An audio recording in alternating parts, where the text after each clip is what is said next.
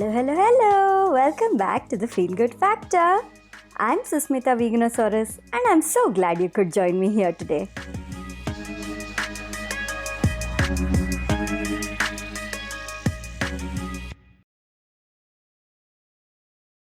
Hey everyone! I have Efia Sulter here on the show today. I met Efia on Clubhouse a few weeks ago. I listened to her give a talk about manifestation. And something about that, I really connected to her message. And then she had a free workshop available on her Instagram profile. So I went and checked it out and watched it.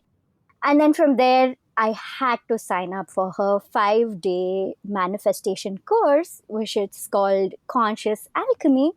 And, I learned more about her V.I.B.E.S framework, and it was so interesting. As I did this course, lots of breakthroughs came about for me and lots of interesting things which were deep inside me got dug up. And I'm like, okay, I got to have Efia here on the show.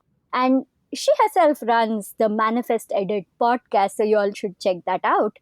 But meanwhile, before that, you have to get to know Efia here. So here we go. Hey, Efia. Hi, and thank you for that beautiful introduction. It's so great to have you here. I have to personally thank you for the course that you created. It's been very interesting, and I've been manifesting for many years now. I've been practicing spirituality, manifestation. I've been to all of this, but still every time there's something new to learn for all of us. We can always keep learning, always keep growing, and that's what your course has been for me. So, can you tell everybody a bit about how you got into manifestation? Were you always into it? What were you doing before this? You're a manifestation coach now. So, before this, what were you up to, and what led you to do this today? So, I would say that I have always been spiritual, but not necessarily always aware of conscious manifestation. So, from a young age, I would say 9 onwards, my family and I, we grew up Buddhist. And although Buddhism and spirituality are different, there are a lot of elements that cross over. So, when I was then introduced, to things like the law of attraction in later life, it didn't seem so far a reach for me. It was like, okay, yeah, this is something that I'm aware of, and this is something that it didn't feel like learning something new. It felt like remembering something. So I went from a position where I was at in 2016, where the year before, I just started to learn about things like the law of attraction, conscious manifestation, to having an incredibly hard year in 2016. At the beginning of the year, I was severely anxious, severely depressed. I was hardly leaving the house. And by the end of the year, I was moving from Scotland to Australia. I was having all these incredible travel experiences, and I was feeling really fulfilled in myself. And what really happened in between that was, number one, going to therapy, which actually didn't work out for me, but it was the catalyst I needed to dive deeper into personal development and my own spiritual practices. So seeing how much of an impact it had on my life in just that year, it was something that I was like, okay, I want to make sure that I'm implementing manifestation practices, spiritual practices throughout my life. And really over the past couple of years, especially, that's accelerated and brought so many more incredible opportunities with it that last year I was like, okay, this is something that I have to coach women on. And surprisingly, many people are surprised to learn that before I was in the manifestation space, I was in the digital marketing space. So I have 2 degrees in marketing, and then I went from the digital marketing space to the travel space. And obviously in 2020, travel wasn't really a thing. So I realized that what a lot of women would be messaging me about was, how did you get the confidence to travel, or how did you get these travel opportunities? But what they were really asking for was the mindset piece, the manifestation piece. It was just worded differently. Yeah. I mean, this is a thing, right? In a lot of cases, whatever we do, whatever pivots we do in life, sometimes it's forced upon us. Like you said, you were in the travel, and then 2020 happened, and the whole hospitality industry just went for a toss. But then there's something good out of it. There's something amazing out of it, and you've built this new business based out of not being able to run your previous business, and also helping others with the knowledge that you found in your previous business, which is beautiful, the way you bring it all together. And that does come to mindset, because if we don't have the right mindset, If we don't follow the right feelings, then we'll never be able to see the good in, or go with the flow of life. So can you talk a little bit more about mindset as well as the role feelings play when it comes to manifesting the life of your dreams? Definitely. I think mindset is everything, and 95% of our lives are run by our subconscious mind, but mostly we just operate at the conscious level and think, I consciously want this to happen, or I'm consciously aware of these patterns and behaviors, when actually it's our subconscious mind running the show. So what's really important to me is helping people to have a picture of what actually is going on below the surface. And I always like to think of it in the depiction of an iceberg, and the top like part of the iceberg that's peeking out of the water is your conscious mind, and then the 95% of the iceberg that's below the water is your subconscious mind. And then I see kind of like spiritual practices and tools as a submarine that kind of allows you to journey between the two. And really, I think there are a lot of misconceptions about manifestation and the mindset, if I'm being honest. And for me, one of the most important things is not thinking positively all the time, but having a self awareness around how you operate and what each emotion is teaching you, what each feeling is teaching you. And instead of trying to immediately, like, oh my God, this is bad, I can't believe I had a bad thought, it's like, okay, why am I feeling this? And how can I move through this in a way that feels really good to me? Because when we don't actually process the emotions, then there's additional guilt and shame that comes with them. And the emotion itself isn't inherently negative. It's us who perceive our emotions to be either good or bad. Oh, that is so well said. Yeah. And we do, in the spiritual, especially all of us who practice any form of spirituality, we tend to feel guilty about having negative thoughts or negative feelings. But actually, that is, they are telling us things. They're telling us something from deep within, right? And that's the only way to reach into your self, shadow self, and do the work there. It's important for teachers like you and coaches and people who are talking about manifestation, talking about spirituality, to stress on this fact that there are no good thoughts, good feelings, bad feelings. They're all teaching us something or the other, and that's just so beautiful. How did you come up with your conscious alchemy and your vibes framework? Can you tell everyone a bit about the vibes framework too? Absolutely. So, what happened was I created this vision board in 2018, and I should prelude this by saying that year that I talked about, 2016, that really challenging year of my life, I had also created a vision board that year, and I had manifested travel. I'd manifested a person who was my soulmate at the time. I'd manifested finishing my degree. So I was like, yep, this vision board thing, it really works. And I feel like I'm a vision board pro. And then in 2018, I created another vision board, put some things on it. And I looked back on it at the beginning of 2020, and I realized that none of the things on there had manifested, which was surprising to me, having thought I was, a manifestation pro, vision board pro. Why had none of the things on this vision board manifested? And I Mhm. realized when I looked at the things on there and when I thought about how they made me feel, that they weren't in alignment with my vision and values, and that many of the things I'd put on there out of where I felt I should be at in life, or what I'd seen other people have, or just things I'm like, oh, this seems impressive, but none of them like made me feel something. When you like think about your dreams and you think about your goals and you're like, I cannot wait for this to happen. Like I didn't have that Mhm. feeling, and they Mhm. just felt really unaligned. So I was like, okay, like where did we go wrong here? And what I realized primarily was that I had started the vision board from a place of intention, like these are the things that I want to have, rather than who is the person that I want to be, how do I want to show up in the world? And that led to me thinking, okay, I can't be the only one who has approached manifestation this way. And what steps do you actually need to go through in order to manifest your desires in a way that is in alignment with you, in a way that honors your emotions, and in a way that can also be flexible to you? So, yes, the vibes framework is a framework, but also at the same time, it's not like you have to do the specific spiritual practices in order to embody a vibe. It's like, okay, you know that you need to do this, like what practices will feel really good for you in order to embody that? Okay, you know you need to do this, what practices will feel really good to you?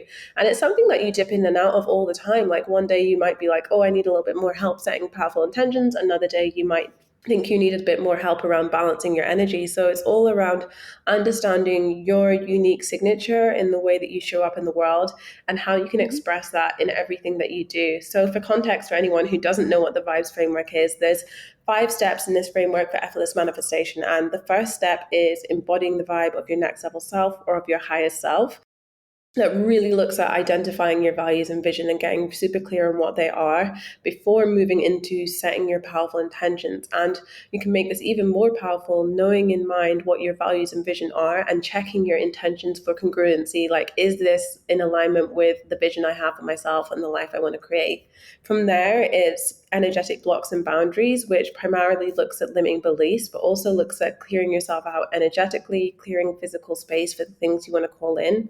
From there, the second last step is balancing your feminine and masculine energy and working out what it looks like when you're most in your power. And for me, for the longest time, I thought business had to be done in such a masculine way, the Gary Mhm. V's of the world. I was like, well, this is just how business must be done. And if I'm feeling burnt out and I'm feeling tired, well, that's just a side effect of living the hustle life. But it Mhm. just made me miserable. And I realized actually the way that I work is primarily in my feminine. That feels really good for me. And of course, I have some strategy and structure, but I do it in a way that feels good.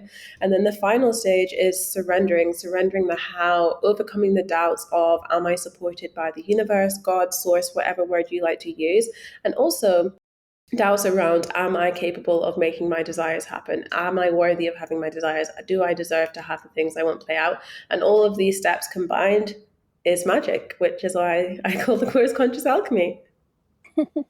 Yeah, it's beautiful, and see, that's the thing, right? You're talking about the embodiment and then the intention and so forth, but when you go deeper into each of it, especially, I really related to when you have an intention and then you have to cross check and verify that in fact it is what you want, it is what is aligning with your energy, right? That is so important, because often people think they want things based on what they see out in the world or based on societal norms, but that's not truly what's going to make them happy. And that cross verification we do as a part of this, that's so important. Have you, I'm sure that's what the case was when you did your previous vision board, right? So can you tell us examples of things which you thought you wanted and they were on the vision board, but they didn't make you feel so good, but later, when you actually switch things up to things you did want, what were those things? Yes. So one of the things was, I think it was like 10,000 followers on Instagram. And at the time, I was running an Instagram marketing agency. And I was like, okay, like when I have 10,000 followers, then I will feel like legit in this Instagram marketing agency. Then I'll feel legit with like travel opportunities and pitching myself to brands. And when I looked at it, I was like, I already am like really confident in the work that I put out as a content creator. And also, this marketing agency isn't serving me, and having more followers isn't going to make me fall in love with the business more. So that was a huge one for me. And always, as content creators, you're told you need to have a certain number of followers to get paid for your work, or a certain number of followers to be taken seriously. But when I decided to like release that belief and release Hmm. other people's limiting beliefs, it was easy for me to work with brands and travel overseas and get paid for my work and even have like a radio interview, and just releasing that need for it to be how other people had said and just going with what felt good to me, what felt right for me, and connecting with my intuition rather Hmm. than what exists out there. And I think an important part of embodying the vibe of your higher self is connecting to your intuition and learning to trust yourself and learning to trust your opinions. And a lot of people will be like, what's the right step to take, what's the wrong step to take? You have your own internal guidance system that is going to tell you what feels good for you, but there isn't necessarily a wrong or a right. It's just what in this moment is the best thing for me. Yeah, that makes so much sense. It's true. How does someone keep tapping back into the internal guidance systems though? Because there's so much out there, so much content, so many messages, people saying all kinds of opposing things. So how do you tap into, your own inner self? The easiest way to do it is just breathing and remembering to take a deep breath and sink into your body. And I even have programmed into my phone every day at 12 p.m. I have a reminder pop up on my phone that says, remember to breathe. And Mm-hmm. it's not because, I'm not breathing, I'm not alive, but it's just like about taking that intentional breath. And Mm-hmm. you can feel it in your body when you take a moment to slow down and breathe and notice like I'm in my body is just like a shift. And you can make those little shifts every day in such simple ways. Like you don't need to overcomplicate it, just being of your body. The other thing, when you said, so many people out there saying opposing things, very true. Pick a couple of people who you really resonate with so that you're not kind of warring yourself over what you want to agree with. And even then, when you're picking a couple of people that you want to follow and stay up to date with their content, you don't have to agree with every single thing that person says. And Mm. probably it's likely you won't. Like, I don't agree with every single thing that my friends or my family members say. And if I did, it would be a pretty boring relationship. So you don't have to 100% agree with everyone else. And I think it's also good if you have that element of discernment, because then you can say, I actually do have my own opinions about things as well. So that is what intuition looks like. Is like, okay, like what fits for me and how can I be more present in the day to day rather than like worrying about how things are going to work out. That makes so much sense. And I like that you said it's so simple. You do it in simple ways instead of overcomplicating it and making a big deal of it. I mean, you're right. You just take the deep breath and just get back into the present moment, and that makes such a huge difference, right? And we just have to, yeah, remind ourselves to do this. And I guess you have your alarm set up to do it once a day, but I'm sure you're doing it multiple times a day naturally, right? Yeah, definitely. And as someone who experiences anxiety, it's really important for me to take those mindful moments because number one, I'm a very creative person, but number two, I also have anxiety. So it's like those two together, I have to take a moment just to like slow down all the ideas and thoughts in my head. Otherwise, it would just be pandemonium. So whether you have anxiety or not, I think it's important just to recenter because we are so plugged into everything else, like our laptops, our phones, other people's conversations, that sometimes you can forget what your intuition actually sounds like and also what your intuition actually feels like. So I do talk a lot about mindset, I do talk a lot about manifestation, but these are holistic processes. It's of the mind, it's of the body, and it's of the soul. So combining all three of those things is really important for truly getting acquainted with yourself. And honestly, I think at its core, what manifestation is about one, a relationship to yourself, but number two, a relationship to the divine, which is also ultimately a relationship to yourself as well, a relationship to the Mm, collective. so true.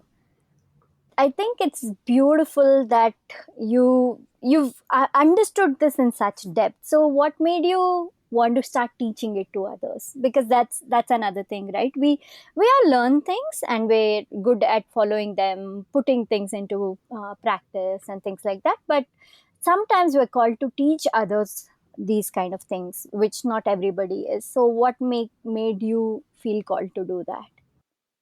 I've always felt called to teach others. Like, even from high school, I would set up like after school classes, helping people with their mindsets around getting into uni. And it's just always been something that's been within me. And when I started my marketing business, I was like, okay, I'm going to have the agency for a few years and then I'll start a coaching business, which wasn't really a great plan because I considered, I was beginning to have this kind of disdain towards the marketing industry. I'm like, how am I going to coach people when I don't even love this myself? So when I started when COVID hit and I'm looking at my situation, and I just, by the way, at this point, I just released my very first ebook around how to solo travel the world. It was a very exciting moment for me. And then the week after, it's like, by the way, we're not going to be able to go anywhere for some foreseeable time. So this has just happened. And I was thinking about it. And, I'm sure you will hear as well, you've got to niche down, you've got to niche down. And I was looking at what I was portraying online as travel being the biggest part of my life, when although travel was a really big part of my life, it was not the biggest part of my life. And mindset and manifestation was a big part of my life. And in Mm. small, even big ways, this is the kind of thing I'd be like sharing with my friends and my family. And people would always be asking me, like, how did you do this? And it just seemed like natural at first. I didn't know that I was going to coach people in this. I was just like, okay, I'm going to stop talking about travel so much on my Instagram because this is not really the biggest piece of me. And I also at this time had a Facebook community because I was in the content creation space, blogging space, and the Facebook community was called V.I.B.E, Soul Tribe, and it was about mindset and manifestation for bloggers. And then I thought, well, this isn't just something that I want to share with bloggers and influencers. This is something that I want to share with ambitious women as a whole. So Mm. starting to shift my content. I was initially like, I'm just going to talk more about this because this is something I'm more interested in.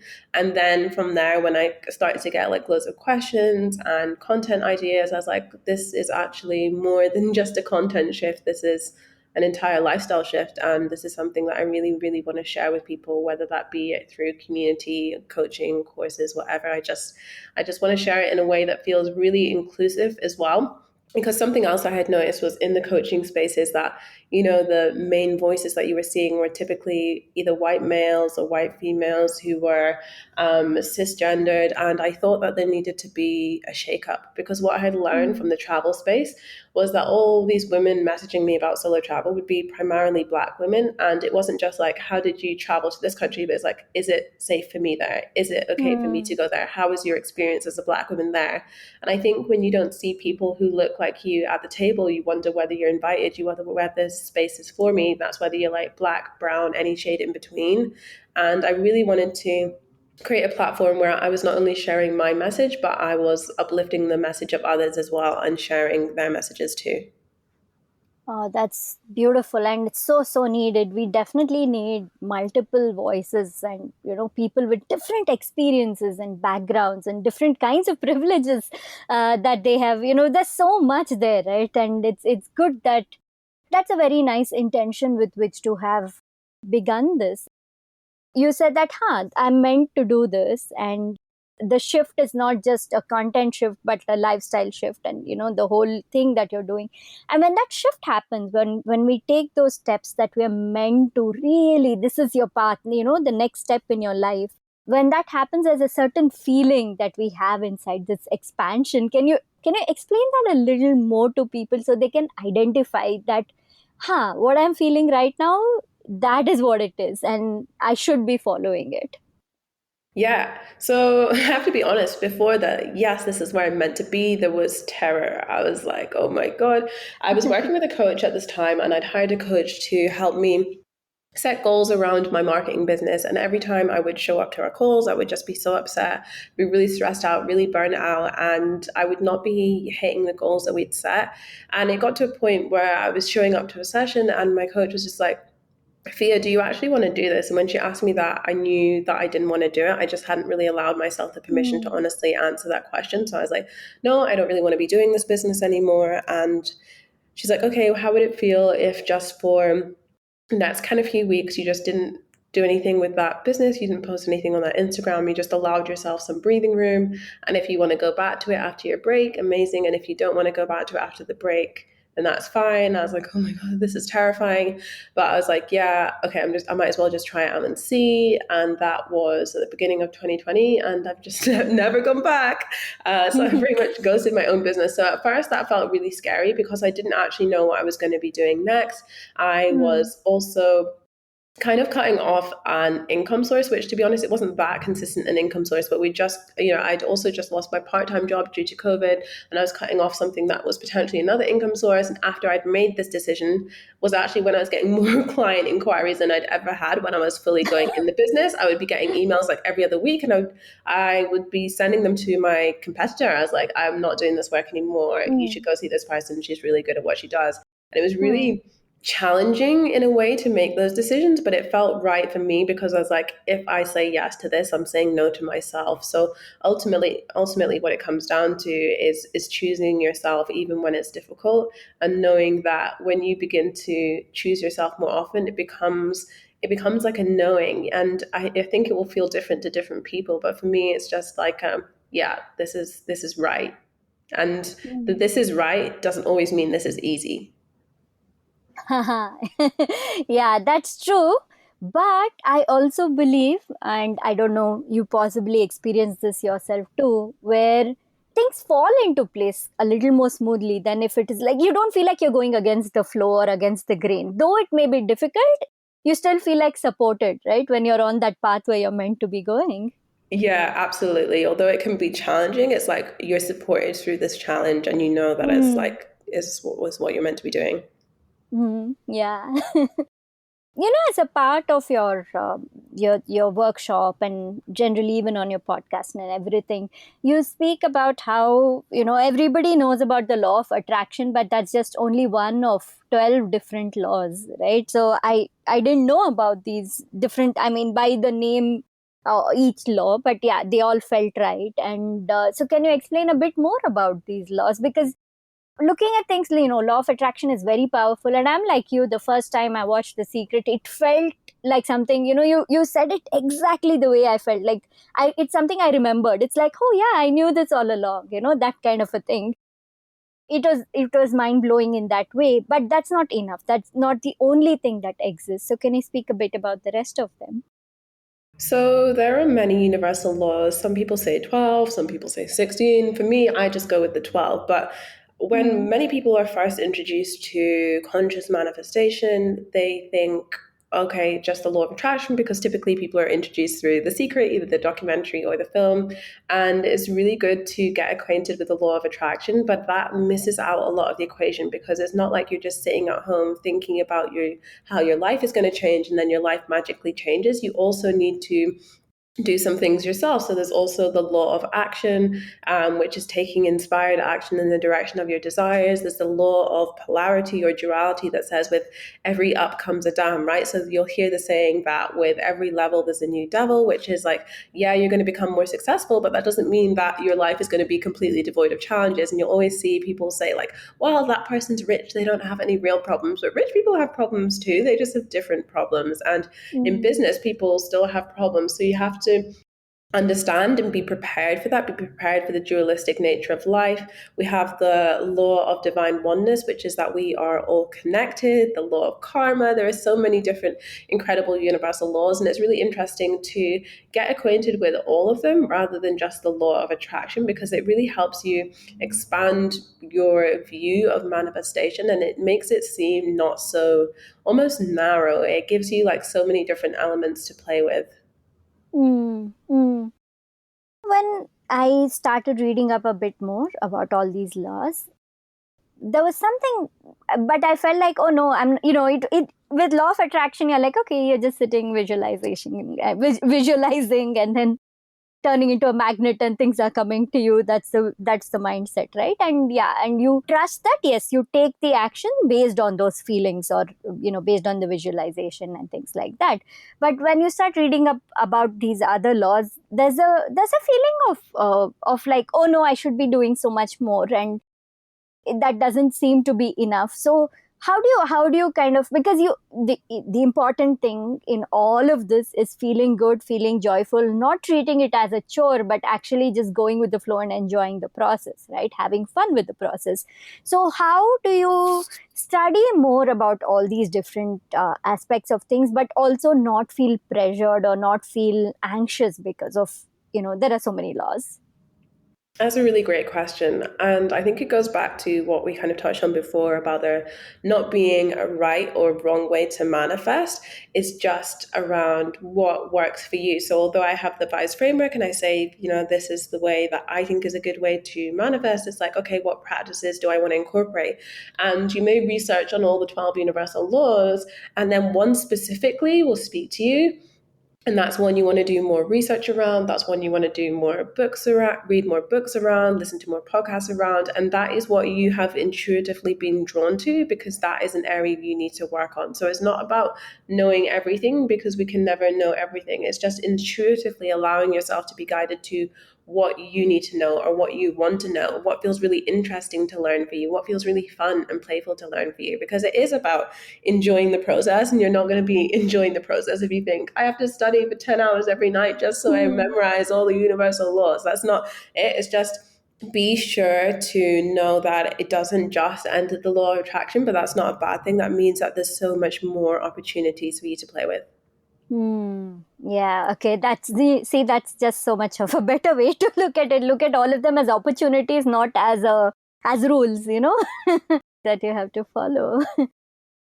So if you Of course, we all keep meeting people. We all, come across different teachers, different people in this process, in this whatever it is we're doing in life, but particularly right now in this path of spirituality and manifestation and mindset and things like that. So, are there people who you really love consuming their content, or listening to them, or attending their courses, and people who have influenced you greatly as you have gone, as you yourself have become a manifestation coach? I think for sure last year, obviously being inside so much, I read 52 books last year, and a lot of authors that I read last year have inspired me greatly. Carolyn Elliott, who has an incredible book called Existential Kink, which is about a new way to look at your limiting beliefs and to embrace the, in inverted commas, like bad parts of you. I found that hugely transformative. David Cameron Gikandi, he is a coach who talks about quantum manifestation and manifesting wealth, not only in terms of financial wealth, but in terms of overall prosperity. I love Jack Canfield, The Success Principles, reading a really great book just now by Bronnie Ware, which is the top 5 regrets of the dying. And she worked in palliative care and had the chance to speak to all of these patients around their lives before they pass away, and has compiled Mm. these into the top 5 things that people regret most on their deathbed. And that's been such an emotional read.